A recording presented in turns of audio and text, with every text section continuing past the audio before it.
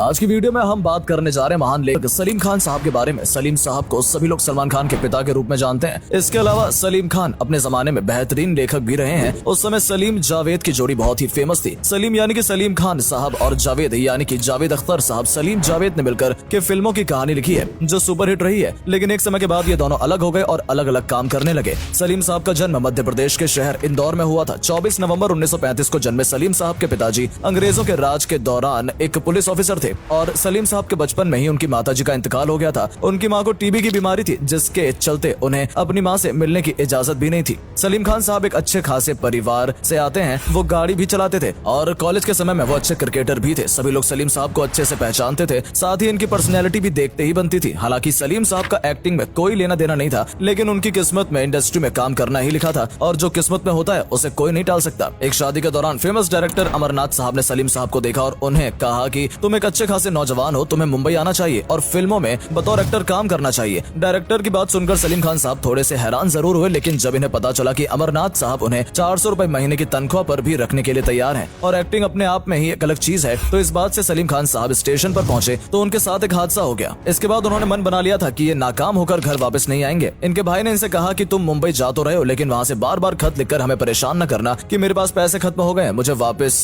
बुला लो या फिर पैसे भेज दो। जब ये बात सलीम खान के कानों में पड़ी तो उन्होंने ये इरादा कर लिया कि वो हार कर वापस नहीं आएंगे और कुछ करके ही दिखाएंगे। मुंबई जाने के कुछ वक्त बाद तक सलीम खान छोटे से गेस्ट हाउस में रहे। उसके बाद उनका करियर शुरू हुआ। फिल्म में बड़े मौके नहीं मिल रहे थे और छोटे मोटे किरदार निभाते हुए उन्हें 7 साल बीत चुके थे। फिल्म तीसरी मंजिल, सरहदी लुटेरा, दीवाना जैसी फिल्मों में उनके किरदार को पसंद जरूर किया गया था, लेकिन सलीम साहब कोई खास काम नहीं कर पा रहे थे। 60 का दशक बीतता जा रहा था और सलीम खान असफलता के पायदान पर उतरते जा रहे थे। ये वो वक्त भी था जब वो महान अभिनेता अजीत साहब के पास भी रहे थे। असफलता देखने के बाद उन्होंने ये फैसला किया कि वो बतौर राइटर इंडस्ट्री में काम करेंगे, लेकिन तब तक ये नहीं जानते थे कि इनकी जोड़ी जावेद अख्तर साहब के साथ बन जाएगी और सलीम जावेद इतिहास रच देंगे। सलीम जावेद एक साथ मिलकर करीब 12 साल तक काम करते रहे और इस बीच उन्होंने एक से बढ़कर एक फिल्में दी थी। यादों की बारात, जंजीर, हाथ की सफाई, दीवार, शोले क्रांति, मिस्टर इंडिया, ये सारी फिल्में सुपर डुपर हिट रही थी। इन्हीं फिल्मों के जरिए सलीम जावेद इंडस्ट्री में खूब नाम कमाया, जबकि और भी राइटर को इंडस्ट्री में इज्जत दिलवाई। उन दिनों राइटर के नाम ना ही स्क्रीन पर दिखाए जाते थे ना ही पोस्टर पर। इसके बाद सलीम जावेद को लगा कि ये तो नाइंसाफी है, क्योंकि लेखक ही किसी भी फिल्म का सबसे बड़ा क्रिएटर होता है और उसे इंडस्ट्री में बराबर की इज्जत मिल नहीं रही है।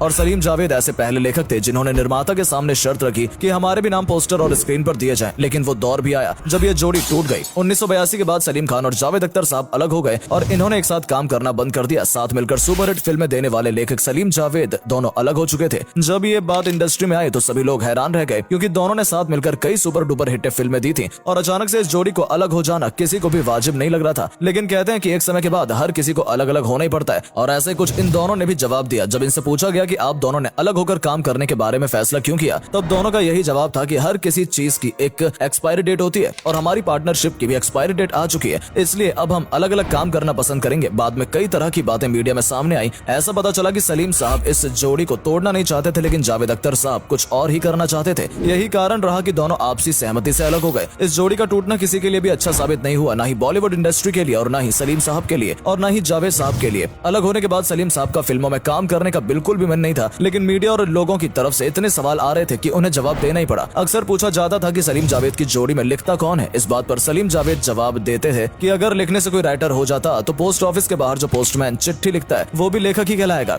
इस तरह की कई कयास लगाए जा रहे थे और सलीम और जावेद दोनों के ही ऊपर कई तरह के सवाल मीडिया की तरफ से उछले जाते थे, जिनके जवाब देते देते सलीम साहब थक चुके थे और अब इससे दूरी बनाकर उन्होंने एक ऐसी तगड़ी स्क्रिप्ट लिखी जिसने सबके मुंह बंद कर दिए और वो स्क्रिप्ट थी फिल्म नाम की। इस फिल्म में संजय दत्त, कुमार गौरव और नूतन का काम देखते ही बनता था। इसके बाद सलीम साहब की लिखने की गति कम हो गई थी, लेकिन फिर भी उन्होंने पूरी तरह से काम करना बंद नहीं किया था। इस फिल्म के बाद भी उन्होंने कई फिल्मों की स्क्रिप्ट लिखी। सलीम खान साहब ने बॉलीवुड इंडस्ट्री को और पूरे इंडिया को सुपरहिट फिल्मों की स्क्रिप्ट तो दी ही है, साथ ही साथ उन्होंने हमें सलमान खान के रूप में एक सुपरस्टार भी दिया है। सलीम खान साहब भले ही अपने एक्टिंग के करियर में सफल नहीं हो पाए, लेकिन उन्होंने अपने सपने को अपने बच्चों के रूप में पूरा किया। उनके 3 बच्चे सलमान, अरबाज और सोहेल खान एक्टर हैं और लगभग तीनों के ही करियर काफी अच्छे रहे, जिसमें से सलमान खान बॉलीवुड इंडस्ट्री के सुपरस्टार हैं। अगर सलीम खान साहब के निजी जीवन की बात करें तो इन्होंने एक महाराष्ट्रियन लेडी सुशीला चरस से शादी की थी, जिनका नाम बाद में सलमा रखा गया। इस शादी से इन्हें 4 बच्चे हैं, सलमान खान, अरबाज खान, सोहेल खान और अलवीरा खान। फिल्मी दुनिया में अपना नाम बना रहे सलीम खान साहब का अफेयर डांसर हेलन के साथ भी रहा। उनके चर्चे पूरी मीडिया में जोरों पर थे, लेकिन सलीम खान साहब ने यह साफ कर दिया था कि अगर उनकी पत्नी इस रिश्ते के लिए राजी नहीं होंगी तो वो हेलन से हमेशा के लिए दूर हो जाएंगे। उनके घर में इस बात को लेकर काफी हंगामा हुआ, लेकिन आखिरकार उनकी पत्नी ने इस बात को एक्सेप्ट कर लिया